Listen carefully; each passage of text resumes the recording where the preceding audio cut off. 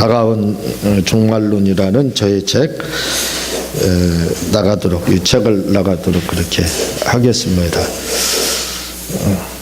이게 이제 다가올 종말론이 아니라 다가왔다 제목 이렇게 돼 있는데, 왜냐하면 마태복음 24장 32절에 보면은 무화과나무의 비유를 배우라. 그 가지가 연하여지고 잎사귀를 내면 여름이 가까운 줄 아나니, 이렇게 이야기하고 있는데, 무화과는 이스라엘을 상징하죠. 이스라엘을 말을 하는데, 그 가지가 연하여지고 잎사귀를 내면, 잎사귀를 벌써 냈습니다. 뭐냐면 이스라엘 독립을 이야기하거든요.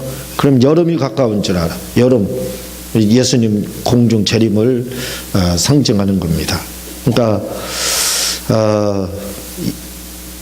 이스라엘의 독립이 1948년 5월 14일 날 이스라엘이 독립을 하게 되는데, 그 독립 이전에, 그러니까 이스라엘 독립 이전에는 어떠한 그 징조가 이렇게 나타난다 할지라도 그것이 종말을 상징하지 않았습니다. 아마 그런 것들은 이스라엘을 독립을 상징했겠죠. 그렇지만 이제 1948년 5월 14일 이스라엘이 국제적으로 완전히 독립을 하게 됩니다. 그래서 한 나라를 건설하게 되는데, 그때부터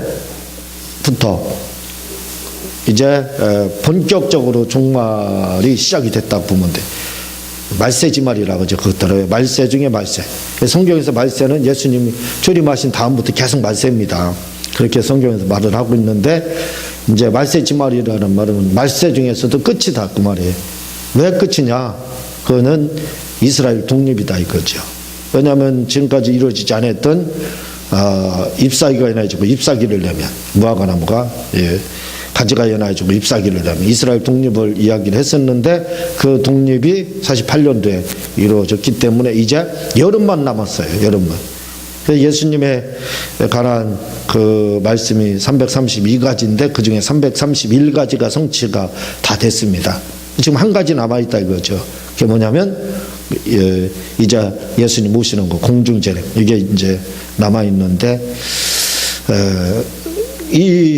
이것이 지금 이제 공중재림 말은 여름이 가까워지고 있다 이거죠.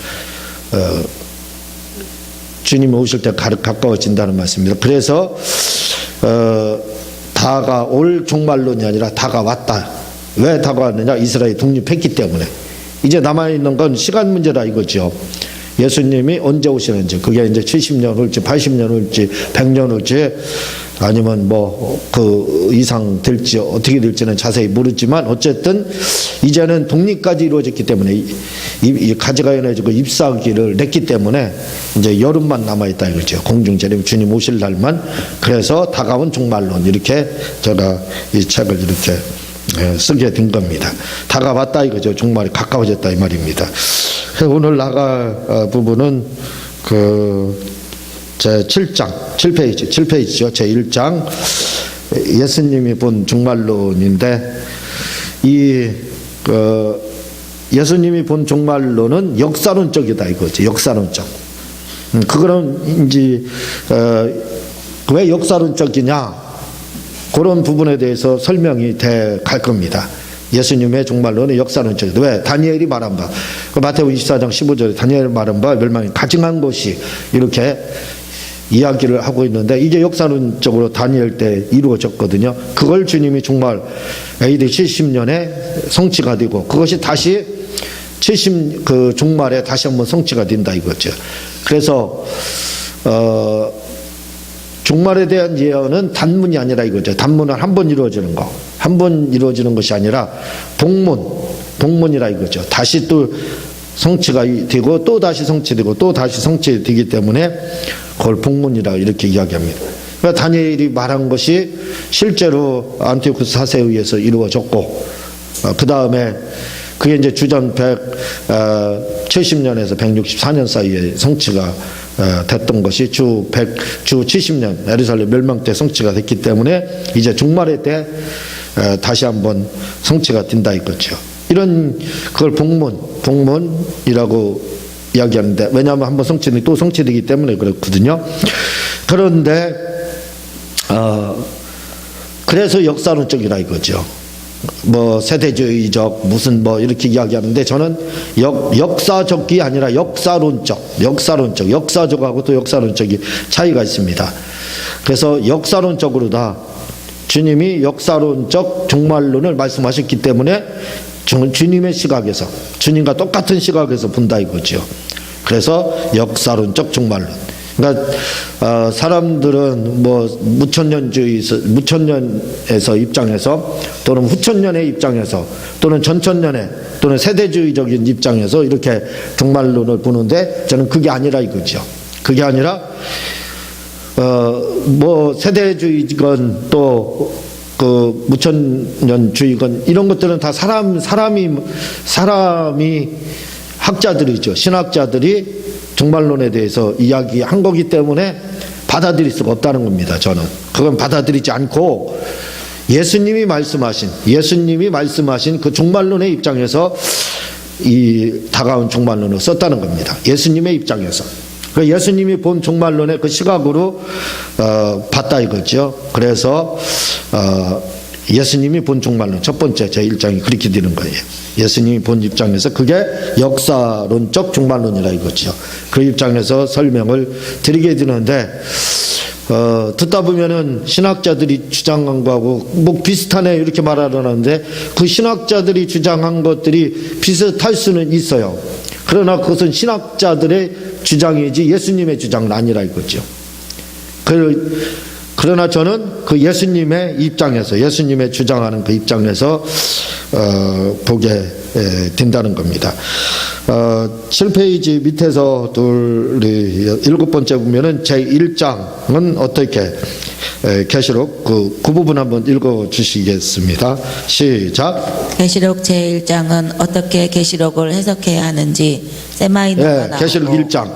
계시록 이제 전체 1장부터 22장까지 그 요약에 이렇게 해당하는데 계시록을 어떻게 볼 거냐. 간단하게 중요한 부분만 몇 가지만 터치를 한다 이거죠. 그게 뭐냐면 1장에서는 계시록 1장 1절은 특히 1절에 나오는 말씀인데 이런 계시록 1장 1절 이런 부분은 계시록이 이렇게 기록이 되어 있는데 이것이 이 계시록이 어떻게 해석되어야 되는지 그 부분에 대해서 말을 하고 있다 이거죠. 그러니까 전체적으로 다 계시록은 이렇게 해석을 하라, 이렇게 해석해야 된다, 그걸 제시를 하고 있다는 겁니다. 그게 뭐냐면 바로 세마이누라 이거죠. 세마이누라는 뜻은 뭐냐면 알게 하신 것이라. 1장 1절에 보면 계시록에 예수 그리스도의 계시라 이는 하나님이 그에게 주사 반드시 속히 일어날 일들을 그 종들에게 보이시려고 그의 천사들을 그중 요한에게 보내 알게 하신 것이라. 요한에게 알게 하셨는데 이 알게 하셨다 했는데 어떻게 알게 하셨느냐? 세마인으로 알게 하셨다. 세마인으로는 뭐냐? 상징으로 설명하다. 그렇게 되어 있습니다. 상징으로 설명했다. 그러니까 상징으로 계시록은 뭘로다? 상징. 그걸 우리가 이제 환상 이렇게도 이야기할 수 있겠죠. 상징으로 기록이 되어 있다는 겁니다. 설명을 했다는 거예요. 그러니까 또 어떤 분들은 상징으로 기록이 됐기 때문에 그러면 상징으로 기록이 됐기 때문에 상징으로 풀어야 된다 해서 비유로다 이제 이야기를 하죠. 비유로다. 그 상징을 다른 말로 이제 비유다 이렇게 할 수 있는데 비유로. 그래서 비유로다.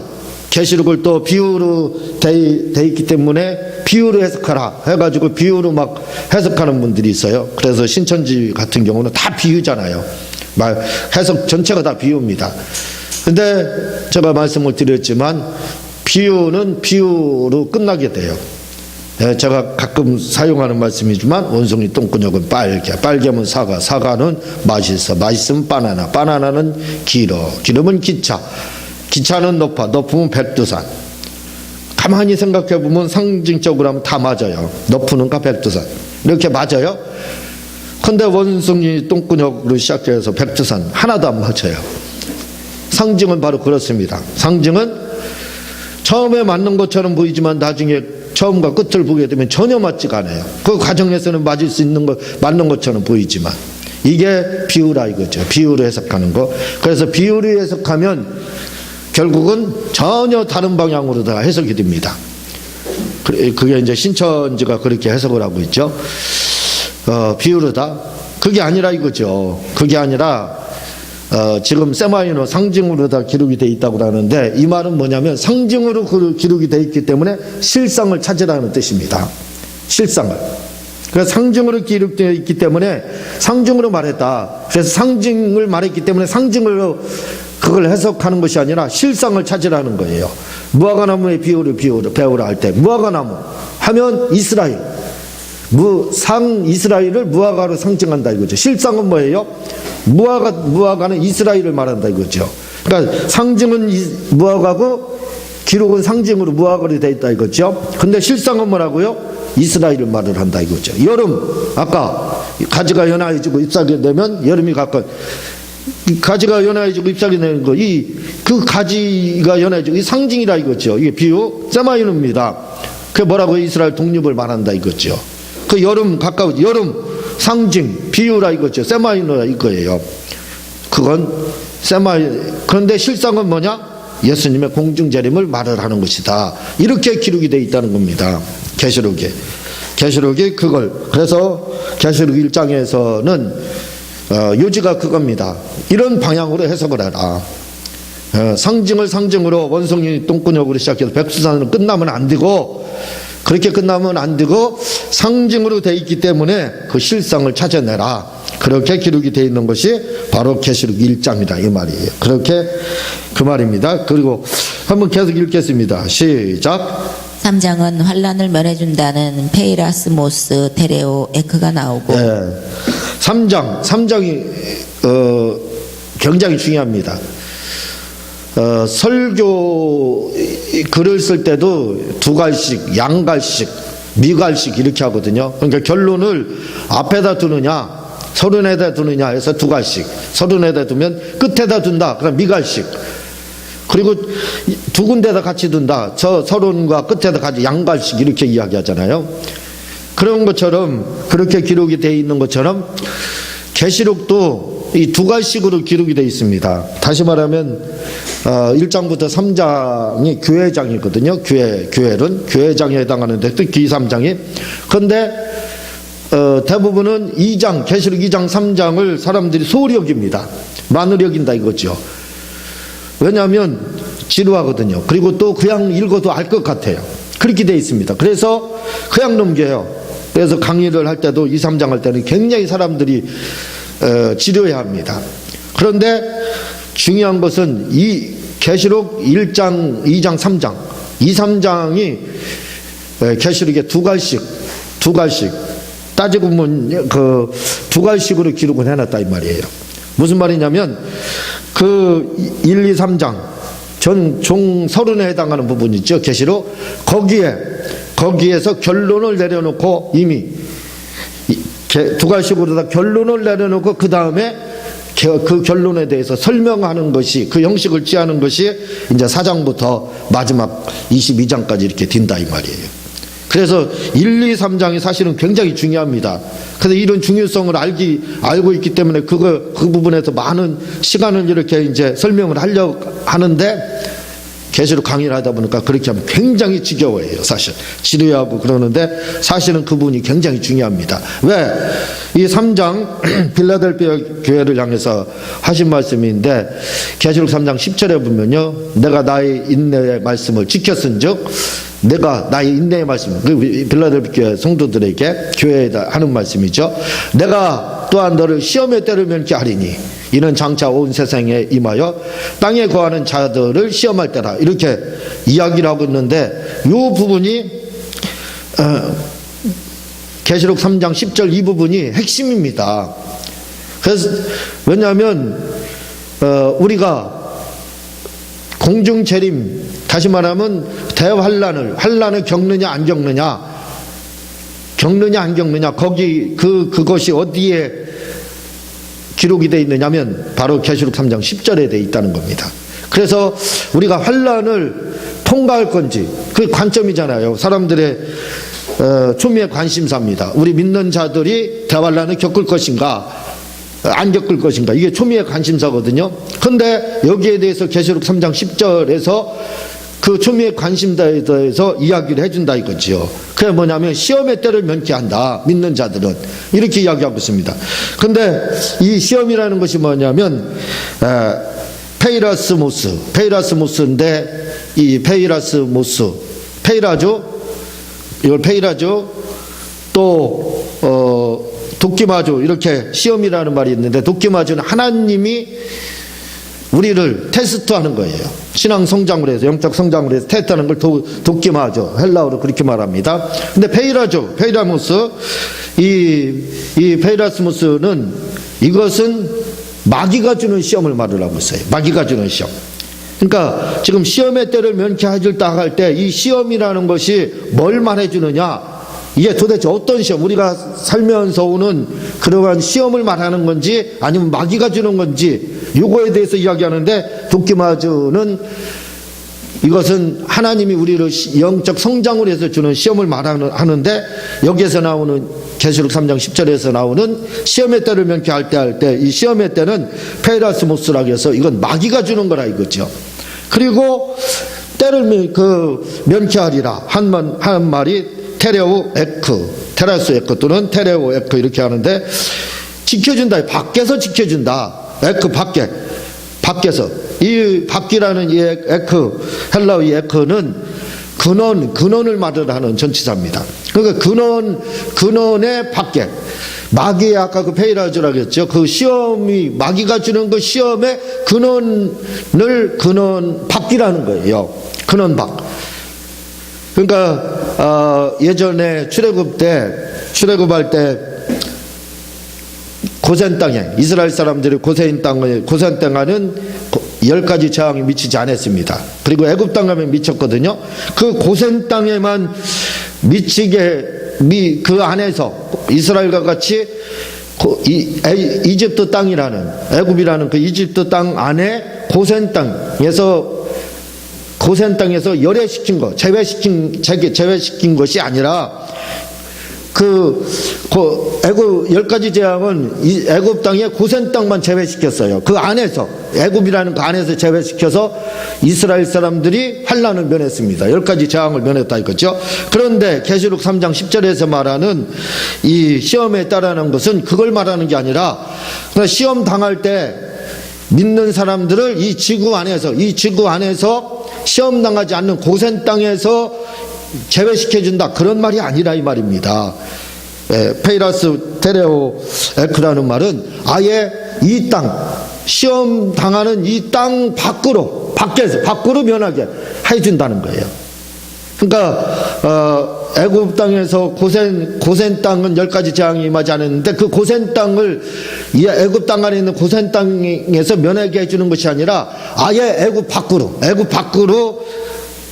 마치 출애굽한 것처럼 애굽 밖으로 그렇게 보내서 이스라엘 사람들이 10가지 재앙을 당하지 않게 해줄 거다. 그 말과 같다는 말입니다. 그렇게. 예. 그래서 이 3장은 바로 그걸 말해준다 이거죠. 우리가 시험의 때를 면케해 준다는 것은 이 땅 안에서 이 대환란이 있을 때 어느 한 지역에서 고센 땅이 그 지역에서 면케해 주는 것이 아니라 아예 이 땅에서 탈출시킨다는 겁니다. 이 땅 밖에서 그게 테레스 역해요. 근원적인 시험을 주는 마귀가 시험을 주는 근원 밖이라는 거예요. 그게 어디냐? 공중운인 잔치라는 거죠. 공중운인 잔치. 그러니까 믿는 자들은 어떻게 되느냐? 시험의 때 공중운인 잔치에 참여한다는 거예요. 그때 공중운인 잔치에 참여했을 때 이 땅에서는 뭐가 있어요? 마귀의 대환란이 있게 된다는 겁니다. 페이라죠. 마귀의 시험이 있게 된다는 거예요. 근데 믿는 자들은 어떻게 된다고요? 아예 시험의 때를 면해 준다고 했어요. 이 땅에서 아예 탈출을 시켜서 공중에서 시험을 당하지 않게 해준다고 하고 있습니다. 그게 계시록 3장 10절이에요. 그래서 말씀을 드렸듯이 계시록은 두 가지식으로 기록이 되어 있어요. 핵심입니다. 가장 중요해요. 어떤 분들은 시험의 때에 대해서 여러 말씀들이 많거든요. 그러나 헬라어 원어는 그렇게 말을 하고 있습니다. 근원으로부터 탈출시킨다는 거예요. 근원으로부터. 면해준다는 거예요. 아예 이 땅에 거하면서 시험당하는 게 아니라 아예 시험당하는 근원으로부터 탈출시킨다는 거예요. 그게 바로 공중군인 잔치를 말한다 이거죠. 그걸 계시록 3장 10절에서 말을 해주고 있습니다. 6장 거기 한번 읽어보겠습니다. 시작. 6장은 힌두루마리인 슈툴레르코스가 나오고 예, 힌두루마리. 예, 슈툴레르코스라고 해서 말 그대로 힌두루마리인데 이걸 뭘 말을 하냐면 6장에서 이 공중재림을 말을 하는 거거든요. 그 자세한 설명은 이렇게 이제 드리지 않고 요런 부분들 굉장히 중요하다 이거죠. 계속 읽겠습니다. 7장은 14만 4천 명인 아나톨레가 나오고 예, 14만 4천 명, 그 아네톨레, 예, 동쪽이라는 뜻을 가지고 있어요. 11장. 11장은 두 증인의 활동 장소인 퓨누마티코스가 나오고 예, 푸니마티코스, 영적이라는 뜻인데 이스라엘, 그게 이 두 증인이 어디서 활동하느냐? 이스라엘에서. 그 말입니다. 12장. 12장은 두 날개를 받아 광야로 간 카이로스 예, 헤미시가 하나님의 나오고 이게 그 가이사랴는 가이사랴죠. 지역이죠. 그리고 카이로스 하나님의 때를 말하는 헤미시 반. 하나님의 때의 반때. 이게 그때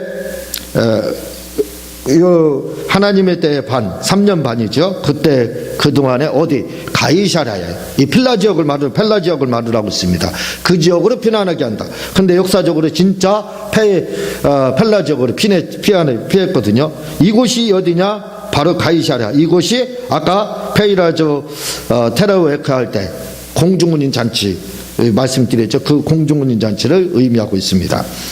13장. 13장은 666 부인 카라그바의 피가 나오고 예, 카라그마 에크. 666 표가 뭐냐 할 때 카라그마 에크다 이거죠. 새기다는 뜻을 가지고 있어요. 피부 위에다 새기다. 그러니까 베리칩은 피부에다 꽂는 거죠. 근데 헬라어는 꽂는 걸로 되어 있지 않습니다. 카라그마 에피, 피부 위에다 새기다 그렇게 되어 있어요. 피부 위에다. 그래서 우리가 QR코 그 베리칩 사람들이 666은 베리칩이다 아니에요. 맞지 않습니다. 그게 아니에요. 원어적으로는 그게 될 수가 없어요. 왜? 그건 살 속에다 심는 건데 헬라어에서는 뭐라고요? 살 위에다 새긴다는 거예요. 살 위에다. 그러면 살 위에다 새기는 거 뭐냐? 새로 요즘 많이 나오잖아요. 문신하는 방법이 있대요. 문신으로다. 그래서 문신이나 또는 뭐 QR코드 이런 걸 의미한다고 보면 되죠. 14장 읽겠습니다. 시작. 일곱 전사가 전한 복음이 나오고 예, 일곱 천사의 전한 복음이 그게 나옵니다. 그때 이 땅에서 환란이 있게 되는 거예요. 10장은 대지각 변동인 휘알레가 나오고 예, 대접장 16장 대접장이 나온다. 휘알레 17장 일곱 머리 열 뿔의 비밀인 드라콘과 케라스가 나오고 용과 그 뿔에 대해서 나오고 18장 바벨론 멸망이 무엇을 말하는지 나오고 예, 바벨론 멸망에 대해서 17, 18장 이렇게 또 19장 새들의 잔치가 나오고 예, 새들의 잔치 왜 새들의 잔치가 있게 되냐 그 부분에 대해서 나오게 되고 20장 첫째 부활이 아나스타시스 알파조 아나바이노인지에 대한 설명이 나오고 예, 첫째 부활이라는 것이 뭘 말하는지 요거에 대해서 나오고 21장 12,000 스타디온의 비밀 등의 모든 내용들이 헬라어 단어와 히브리 관용어와 역사론적으로 그 답이 다 공개되고 있습니다. 예, 요런 그 12,000 스타디온 한 스타디온 축구 경기장을 말을 하는데 185m 이렇게 되는데 12,000 스타디온 하면 2,200밖에 안 돼. 2,200km. 그러니까 천국이 2,200km밖에 안 된다는 거예요. 그럼 천국이 너무 작다 이거죠. 그래서 이 12,000 새하늘 가세 땅인지 세루살렘 12,000 스타디움은 뭘 말을 하고 있느냐? 바로 아버지의 집만 말을 한다 이 말이에요. 천국의 노른자위. 만약에 천국이 12,000 스타디움이면 중국보다 작은 거예요. 굉장히 작은 겁니다. 길이 22,200km밖에 안 되니까 2,200km. 우리 부산에서 저 함경도인가 그 끝에까지 한 1,000km 넘을 거예요. 1,000km 이렇게 될 거예요. 한반도에 2배밖에 안 된다는 거예요. 천국이. 그럼 그게 천국입니까? 그게 아니라 이거죠. 왜 10,000리터 스타디움을 말을 하고 있느냐? 바로 아버지의 집, 새하늘과 새 땅 아버지의 집만, 아버지의 집에 갈 사람들은 그리 많지 않기 때문에 10,000 스타디움을 이야기하고 있다. 그 말입니다. 이런 부분은 후에 이제 책으로 나오게 되는데 계시록에 대한 거 요 부분에 자세히 이렇게 기록이 되어 있습니다. 오늘은 여기까지만 설명을 드리고 다음 시간에 계속해서 설명을 드리도록 하겠습니다. 기도하겠습니다. 하나님 아버지 감사